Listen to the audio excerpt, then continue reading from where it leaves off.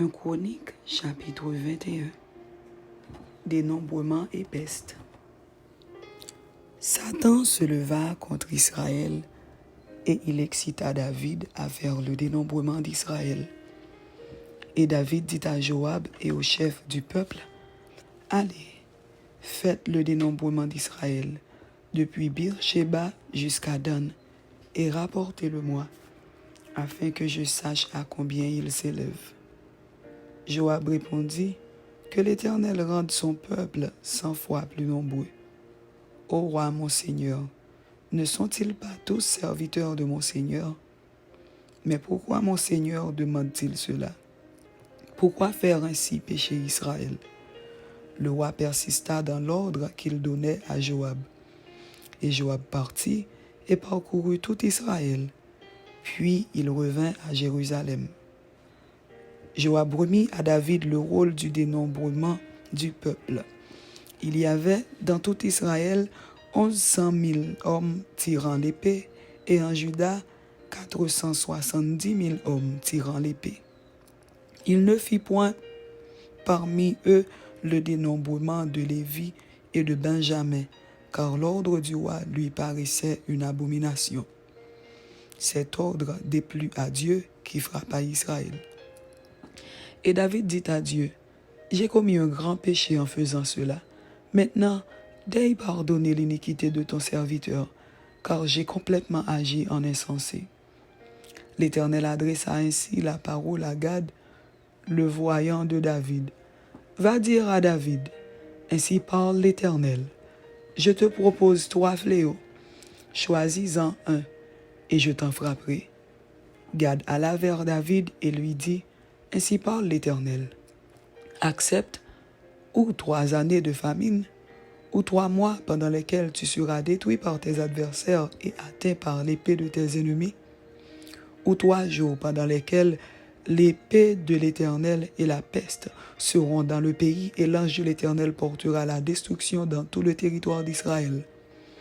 Vois maintenant ce que je dois répondre à celui qui m'envoie. » David répondit à Gad, « Je suis dans une grande angoisse. Oh, que je tombe entre les mains de l'Éternel, car ses compassions sont immenses.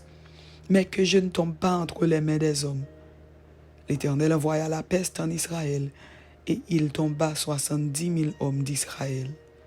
Dieu envoya un ange à Jérusalem pour la détruire, et comme il la détruisait, l'Éternel regarda et se repentit de ce mal. Et il dit à l'ange qui détruisait, « Assez, retire maintenant ta main. » L'ange de l'Éternel se tenait près de l'aire d'Ornan, le Jébusien. David leva les yeux et vit l'ange de l'Éternel se tenant entre la terre et le ciel, et ayant à la main son épée nue tournée contre Jérusalem. Alors David et les anciens, couverts de sacs, tombèrent sur leur visage. Et David dit à Dieu, « N'est-ce pas moi qui ai ordonné le dénombrement du peuple? C'est moi qui ai péché et qui ai fait le mal. Mais ces brebis, qu'ont-elles fait? Éternel mon Dieu, que ta main soit donc sur moi et sur la maison de mon père, et qu'elle ne fasse point une plaie parmi ton peuple. » L'ange de l'Éternel dit à Gad de parler à David, afin qu'il montât pour élever un autel à l'Éternel dans l'aire d'Ornan, le Jébusien. David monta selon la parole que Gad avait prononcée au nom de l'Éternel. Ornan se retourna et vit l'ange, et ses 4 fils se cachèrent avec lui. Il foulait alors du froment. Lorsque David arriva auprès d'Ornan, Ornan regarda, et il aperçut David. Puis il sortit de l'aire et se prosterna devant David, le visage contre terre. David dit à Ornan, « Cède-moi l'emplacement de l'herbe pour que j'y bâtisse un autel à l'Éternel. Cède-le-moi contre sa valeur en argent, afin que la plaie se retire de dessus le peuple. » Ornan répondit à David, « Prends-le, et que mon seigneur le roi fasse ce qui lui semblera bon. Vois, je donne les bœufs pour l'holocauste, les chars pour le bois, et le froment pour l'offrande. Je donne tout cela. » Mais le roi David dit à Ornan, « Non, je veux l'acheter contre sa valeur en argent, car je ne présenterai point à l'Éternel ce qui est à toi. et je n'offrirai point un holocauste qui ne me coûte rien. Et David donna à Ornan 600 cycles d'or pour l'emplacement. David bâtit là un autel à l'Éternel, et il offrit des holocaustes et des sacrifices d'action de grâce. Il invoqua l'Éternel, et l'Éternel lui répondit par le feu qui descendit du ciel sur l'autel de l'holocauste. Alors l'Éternel parla à l'ange qui remit son épée dans le fourreau. À cette époque-là, David, voyant que l'Éternel l'avait exaucé dans l'air d'Ornan, le Jébusien, y offrait des sacrifices. Mais le tabernacle de l'Éternel, construit par Moïse au désert, et l'autel des holocaustes étaient alors sur le haut lieu de Gabaon. David ne pouvait pas aller devant cet autel pour chercher Dieu, parce que l'épée de l'ange de l'Éternel lui avait causé de l'épouvante.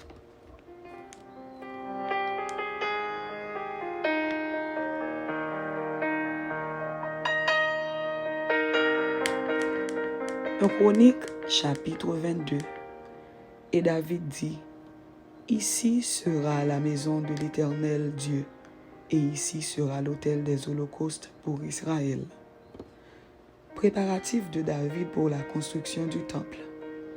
David fit rassembler les étrangers qui étaient dans le pays d'Israël, et il chargea des tailleurs de pierre de préparer des pierres de taille pour la construction de la maison de Dieu. Il prépara aussi du fer en abondance pour les clous des battants des portes et pour les crampons de l'airain en quantité telle qu'il n'était pas possible de le peser, et des bois de cèdre sans nombre, car les Sidoniens et les Tyriens avaient amené à David des bois de cèdre en abondance. David disait, « Mon fils Salomon est jeune et d'un âge faible, et la maison qui sera bâtie à l'Éternel s'élèvera à un haut degré de renommée et de gloire dans tous les pays. C'est pourquoi je veux faire pour lui des préparatifs. » Et David fit beaucoup de préparatifs avant sa mort. David appela Salomon, son fils, et lui ordonna de bâtir une maison à l'Éternel, le Dieu d'Israël. David dit à Salomon, « Mon fils, j'avais l'intention de bâtir une maison au nom de l'Éternel, mon Dieu. Mais la parole de l'Éternel m'a été ainsi adressée. Tu as versé beaucoup de sang, et tu as fait de grandes guerres. Tu ne bâtiras pas une maison à mon nom, car tu as versé devant moi beaucoup de sang sur la terre. Voici, il te naîtra un fils, qui sera un homme de repos, et à qui je donnerai du repos en le délivrant de tous ses ennemis d'alentour. Car Salomon sera son nom, et je ferai venir sur Israël la paix et la tranquillité pendant sa vie. Ce sera lui qui bâtira une maison à mon nom. Il sera pour moi un fils, et je serai pour lui un père, et j'affermirai pour toujours le trône de son royaume en Israël. Maintenant, mon fils, que l'Éternel soit avec toi, afin que tu prospères et que tu bâtisses la maison de l'Éternel ton Dieu, comme il l'a déclaré à ton égard. Veuille seulement l'Éternel t'accorder de la sagesse et de l'intelligence, et te faire régner sur Israël dans l'observation de la loi de l'Éternel ton Dieu. Alors tu prospéreras, si tu as soin de mettre en pratique les lois et les ordonnances que l'Éternel a prescrites à Moïse pour Israël.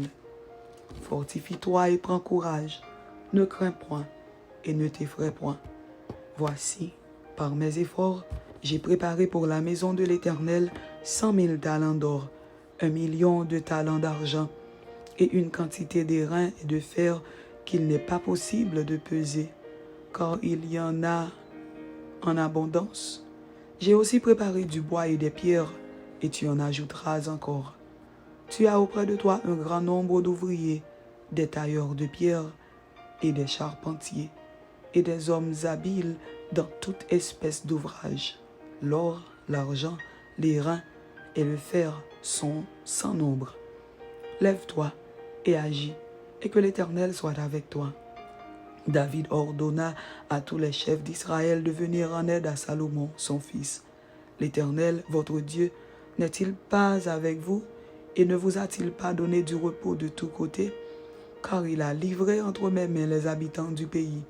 et le pays est assujetti devant l'Éternel et devant son peuple. Appliquez maintenant votre cœur et votre âme à chercher l'Éternel, votre Dieu. Levez-vous et bâtissez le sanctuaire de l'Éternel Dieu, afin d'amener l'arche de l'alliance de l'Éternel et les ustensiles consacrés à Dieu dans la maison qui sera bâtie au nom de l'Éternel. Amen.